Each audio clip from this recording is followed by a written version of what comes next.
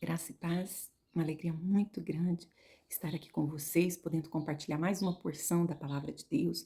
Hoje eu gostaria de falar com vocês a respeito de maternidade bem-sucedida. Maternidade é um dos ministérios mais sublimes, né? Que Deus concedeu às mulheres, né? Dando a elas capacidade para exercer este chamado com toda singularidade. A capacidade de gerar vida é uma virtude de Deus e Ele agraciou nós mulheres com essa virtude. Então nós temos uma virtude do nosso Criador. Nosso Criador, nosso Deus Todo-Poderoso, Ele gera vida e Ele colocou isso em nós mulheres. Nós temos o poder de gerar vidas. E quando se trata de maternidade, de educar, de criar filhos, a mãe, ela é uma das figuras de maior influência na vida de uma criança, né? E com os olhos de amor do nosso Deus, com os olhos de graça, de misericórdia, Deus ele vê cada mamãe e ele nos capacita e nos fortalece durante essa missão maravilhosa. Como mãe, nós precisamos de ajuda. Nós precisamos ser guiadas nessa missão. Né? Nós precisamos de ouvir a voz de Deus. Nós não podemos ser presunçosas em achar que do nosso jeito vai funcionar, que do nosso jeito vai dar certo. Não. Nós, como mães, se nós queremos ter uma maternidade bem-sucedida, nós precisamos nos apegar à palavra de Deus, aos ensinamentos da palavra de Deus. Então, para se ter uma maternidade bem-sucedida, as mamães precisam ouvir a voz de Deus, ser guiadas pelo Espírito Santo, ter um compromisso, né, de ensinar os seus filhos dentro da palavra de Deus. Quando uma mãe prepara seu filho, ensina ele dentro da palavra para viver um compromisso com Deus, ela vai deixar as suas marcas na eternidade. A mão que balança o berço impacta o mundo para a eternidade. Tem muitas mães perdidas sem saber o que fazer com os filhos, mas a resposta está na palavra de Deus. Eu gostaria de compartilhar com vocês um texto que está lá em Provérbios, que fala a respeito da mulher virtuosa. Um texto bem conhecido de todos nós, está lá em Provérbios 31. E a palavra de Deus vai nos dizer assim, a partir do versículo 26, Provérbios 31, 26. A palavra de Deus nos diz assim.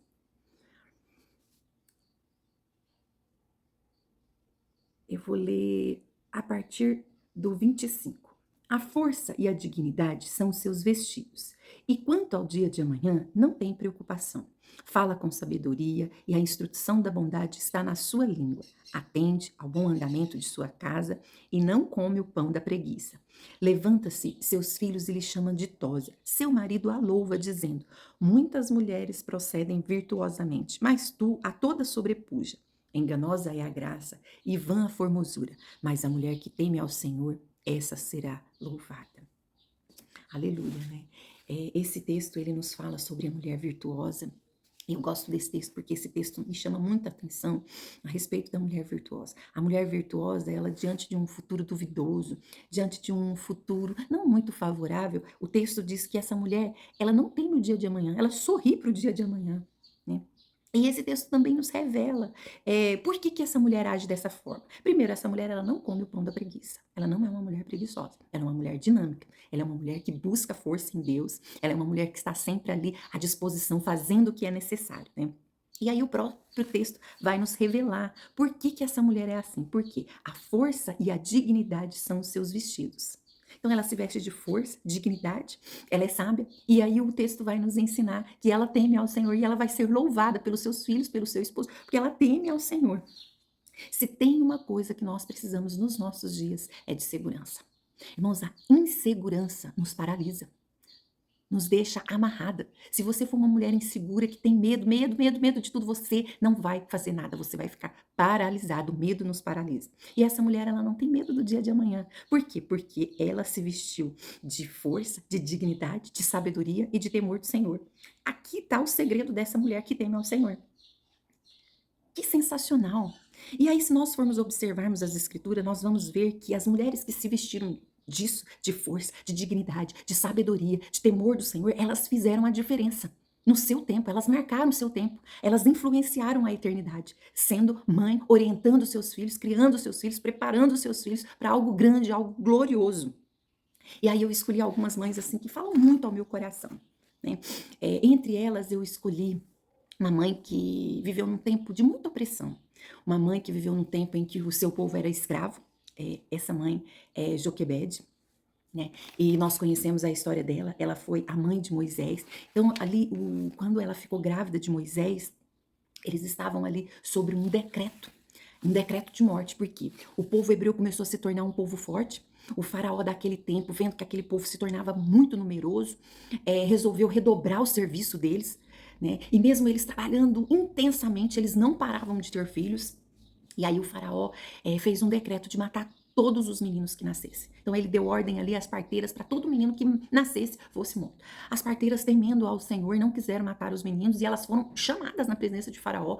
E elas falaram: olha, as mulheres hebreias são fortes, quando a gente chega lá, elas já deram a luz. Ah, é assim? Então manda jogar todo menino no rio Nilo para os crocodilos comerem eles. E aí Joquebede, ela fica grávida nesse contexto, diante desse decreto de morte. Mas ela é uma mulher que se veste de força, de dignidade, de sabedoria e de temor do Senhor. Aquela mulher, ela vai ter o seu filho diante dessa situação. Às vezes nós pensamos: nossa, minha gestação foi tão tumultuada, briguei com meu marido, briguei com minha sogra, briguei com não sei quem. Meu Deus, diante dessa situação que Joquebede está vivendo, não existe desculpa para você dizer que você teve uma gestação tumultuada. Essa mulher teve uma gestação debaixo de um decreto de morte, sabendo que todos os meninos que iam nascer iam morrer. Mas ela temia ao Senhor. E ela foi buscar sabedoria no Senhor. Eu imagino Joquebede ali durante toda a gestação, orando, buscando o Senhor. Senhor, me dá uma estratégia. Deus deu uma estratégia para ela.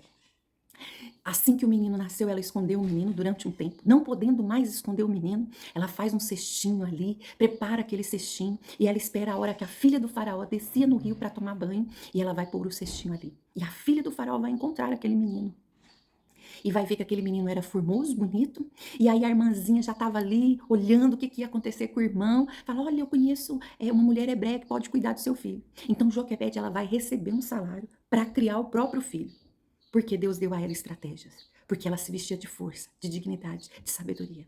Isso é o que faz de você diferente. Você quer ter uma maternidade bem-sucedida, você precisa buscar ao Senhor.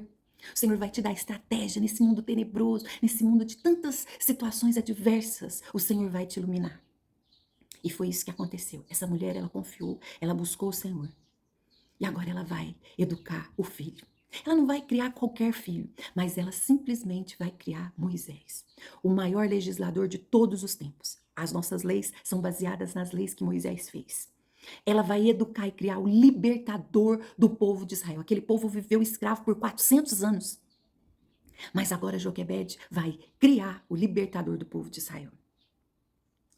Isso me inspira. Essa mulher me inspira. Porque ela educou, ela foi mãe do libertador do povo de Israel. Outra mulher que me inspira, me encanta com a história dela é Ana. Ana vivia num tempo onde o homem ele podia ter várias mulheres, né? E essa mulher, ela era estéril, mas a outra esposa do seu marido tinha filhos e zombava dela, né? Ela vivia debaixo de um jugo de humilhação por ela não poder ter filho. Seu marido a amava, mas ele não compreendia os seus sonhos. Ele amava ela mais que todas as outras. Ela recebia porções dobradas de tudo, porque o marido a amava, mas ele não compreendia seu sonho. Mas essa mulher, ela não desiste dos seus sonhos. Essa mulher, ela sabe aonde ela vai chorar. E ela vai ali pro templo. De ano em ano, aquele povo subia ali para ofertar no templo, né? E Ana, durante esse período de peregrinação, onde eles caminhavam até chegar no templo para ofertar, para adorar o Senhor, o templo não era perto, era distante da cidade deles, ela precisava caminhar junto com essa menina que zombava, que humilhava, e eu fico pensando, essa mulher se preparando para ir para esse culto, para essa festa, ofertar nesse tempo. Ai, vou ter que encontrar minha rival. Meu Deus, que situação. Mas essa mulher, ela não desiste de sonhar. Ela quer ter um filho e ela vai aos pés do Senhor chorar para aquele que pode todas as coisas. Ela vai ali aos pés do Deus do impossível, do Deus que faz o impossível acontecer. E essa mulher, ela chora ali, ela babucia, e o profeta, o sacerdote, está ali no templo olhando ela, e como se não bastasse toda a humilhação que ela já sofria, o homem a tem por embriagada. Mulher, até quando você vai ficar aí nesse vinho? E ela fala: não, eu não sou mulher embriagada, eu sou uma mulher atribulada de espírito. E eu fico pensando na vergonha que aquele profeta passou em achar que ela estava embriagada. E aquele profeta fala: vai, o Senhor vai te conceder ali o desejo do teu coração. E Ana, ela confiava no Senhor, porque ela prometeu para o Senhor: se o Senhor me der um filho, eu vou devolver ele para o Senhor. E naquela época o templo ele estava corrompido. A igreja não era o melhor lugar para se devolver um filho. Os filhos de Eli estavam vivendo uma vida totalmente pecaminosa, desregrada. Eles não obedeciam nenhum princípio do Senhor. A Bíblia conta que eles viviam numa orgia, que eles tinham relação com as mulheres no templo. Era um lugar assim que nós não gostaríamos de deixar os nossos filhos. Quando os meus filhos eram pequenos e eles precisavam de uma escola, e a escola mais perto da minha casa, né, era uma escola do governo onde tinha muita droga, onde as crianças eram muito rebeldes. E eu precisei colocar os meus filhos para estudar ali naquele lugar. E aí eu orando ao Senhor, o Senhor me fez eu lembrar da história de Ana. Filha, quem guarda os seus filhos sou eu, confie. E aí eu lembrei dessa história, porque Ana, ela prometeu devolver o filho dela. Só que aquele lugar não era um lugar para se deixar uma criança, existia tanta coisa ruim ali, aquele menino poderia aprender a praticar as mesmas coisas que o filho do sacerdote praticava. Mas Ana, ela prometeu ao Senhor e ela cumpriu o voto dela.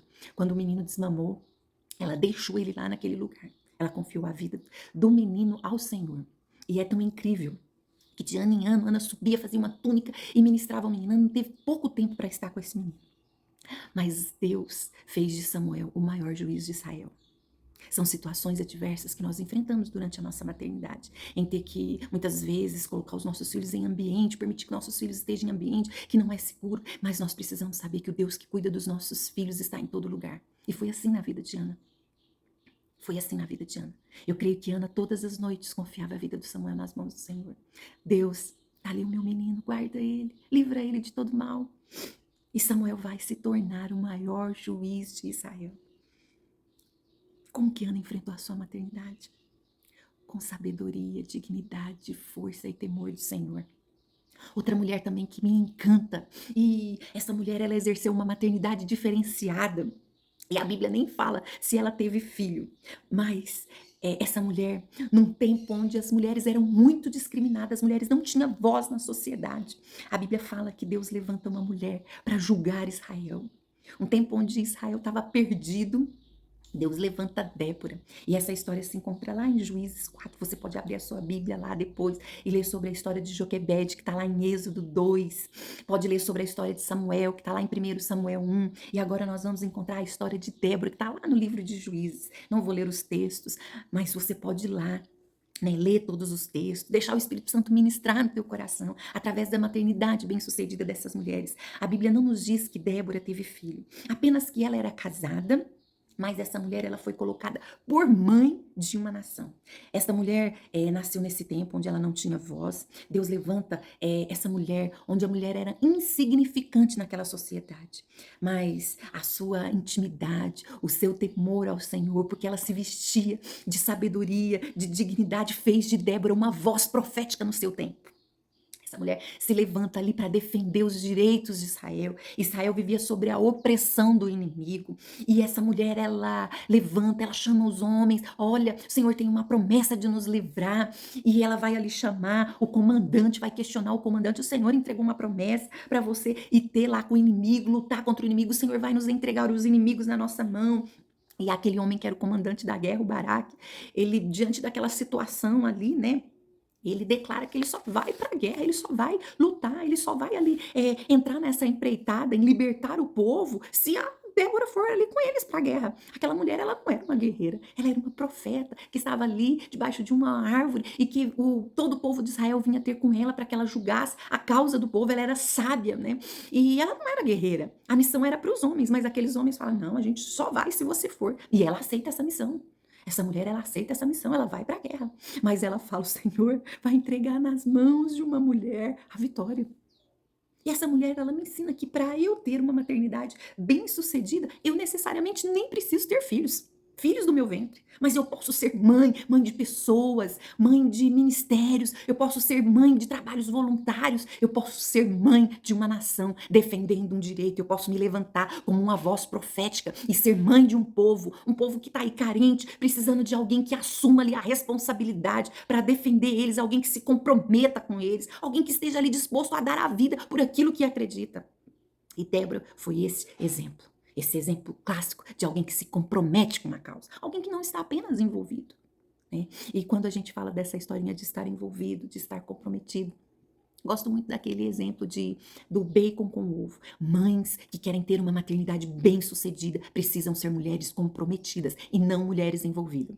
A galinha, quando ela vai botar o ovinho ali, ela só está envolvida, ela apenas bota o ovo, né? E ela continua a vida dela ali. Mas o porco, para nos oferecer o bacon, ele precisa dar a vida. Mães comprometidas com seus filhos, comprometida com uma causa, comprometida com uma nação, assim como Débora, precisa estar disposta a dar a vida. Tem que ter compromisso, tem que ter compromisso. Uma outra mulher que me inspira muito quando eu penso numa maternidade bem-sucedida, essa mulher ela não está na Bíblia, é Nancy Matheus Eliot. Eu amo a história dessa mulher e essa mulher me inspira, me inspira. Essa mulher simplesmente foi a mãe de Thomas Edison, um dos maiores inventores de todos os tempos. Nós temos uma lâmpada graças à invenção desse homem, luz elétrica graças à invenção desse homem. Certo dia, Thomas Edison, quando criança, chegou em sua casa com um bilhete para sua mãe. E ele disse: mãe, meu professor me deu esse papel para me entregar apenas para você. Os olhos da mãe, ao ler aquele bilhete, começou a lacrimejar, né? E o filho, ao questionar a mãe sobre o que se tratava o bilhete, né? Ela resolveu ler aquele bilhete em alta voz. E o bilhete dizia assim, ela leu em alta voz: seu filho é um gênio. Esta escola é muito pequena para ele. E não temos professor ao seu nível. Você vai precisar treiná-lo em casa.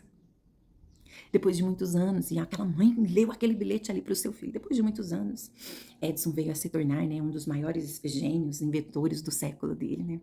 E após o falecimento da sua mãe, ele resolveu ali arrumar a casa e quando ele se deparou com um papel dobrado em uma gaveta.